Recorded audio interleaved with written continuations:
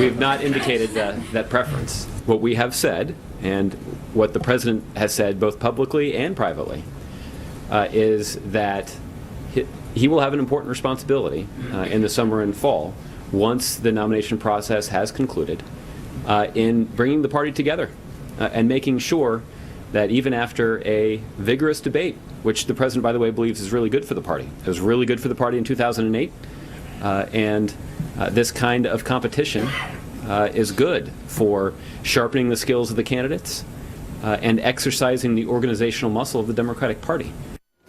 That's White House Press Secretary Josh Earnest after he was asked who it is President Obama voted for in the Illinois Democratic primary.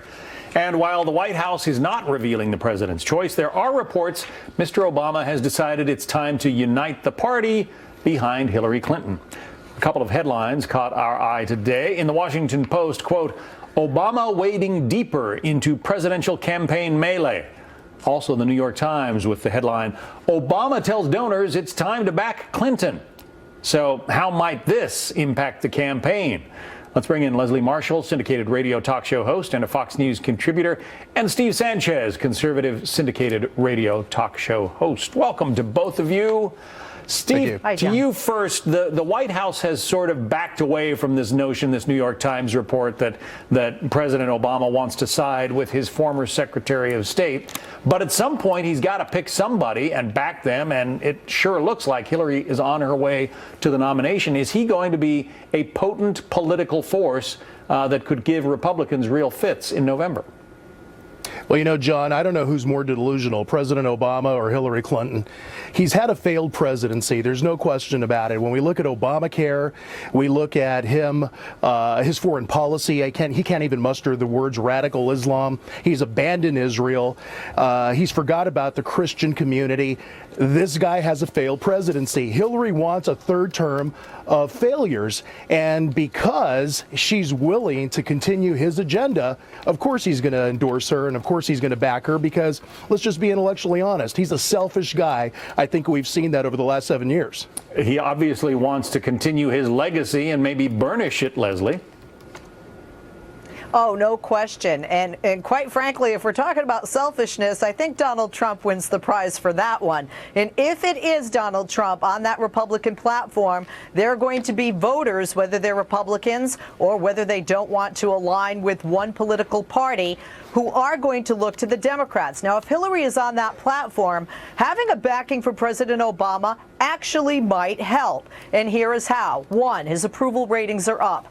Two, he's done very well with the African-American community, although she doesn't seem to need a lot of help there. But an area she does need help is with the youth. And if you look back at both of the presidential elections, when President Obama was elected the first time and then re-elected, he's done very well with millennials, and he's done very well getting new voters out. So I think if the president backs her, and I think he will, and I think she will be the nominee, I think it can only help Hillary Clinton.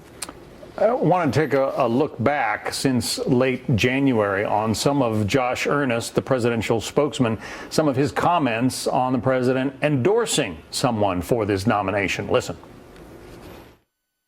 The president has also been clear that at this point he does not plan to offer up a specific endorsement in the presidential race. And so the real question is just whether or not we're going to make that public. Right now our plan is not to make that public, but I wouldn't rule out the possibility that we may decide to make that public at some point in the future. Well, at this point, I haven't ruled out endorsing in the presidential race. The president hasn't either at this point. However, we do not plan to. And look, I think the dynamics of each race are different. And I think some of it also has to do with the president's view that, particularly at the presidential level, the Democratic candidates are likely to benefit from having a longer than expected campaign. Leslie, I'm guessing you're not on the email list of Alex Castellanos, the Republican strategist. But he wrote this way back in January, and I thought it was kind of interesting in his newsletter. Here's what he writes. Presidential elections usually correct the previous president's failures. We chose Carter to reverse Nixon's corruption, Reagan to reverse Carter's weakness, Clinton to reverse Bush 41's detachment, Bush 43 to reverse Clinton's immaturity and weakness of character, Obama to reverse Bush 43's unthinking manliness. Today, many Americans see weakness in the White House and a world kicking sand in our face. Trump's display of strength and confidence may be exactly what Republicans find lacking in the president we are about to replace. I mean, is it possible, Leslie, that Donald Trump as a candidate is in part a creation of the man who currently occupies the Oval Office? Well, I know a lot of people want to blame President Obama, but I would look more to the elected officials who have majorities in both the House and the Senate and said, vote for me and I will bring you jobs. Not one bill did that. Not one bill put forth to do that. Vote for me and I'll secure the borders and I'll attack illegal immigration, an area where there could have been bipartisan support, and there was nothing done with comprehensive immigration reform by the Republicans. So I think this is actually a statement on the party and the insiders in Washington and the career Republicans more than the president. Steve, quick summation.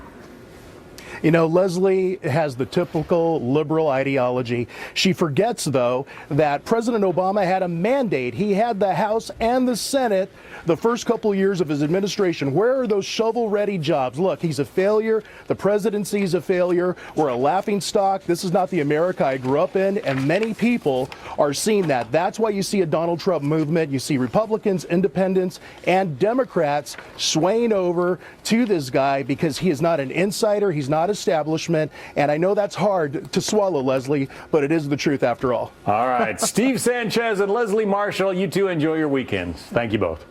You too, John. Thank you very much.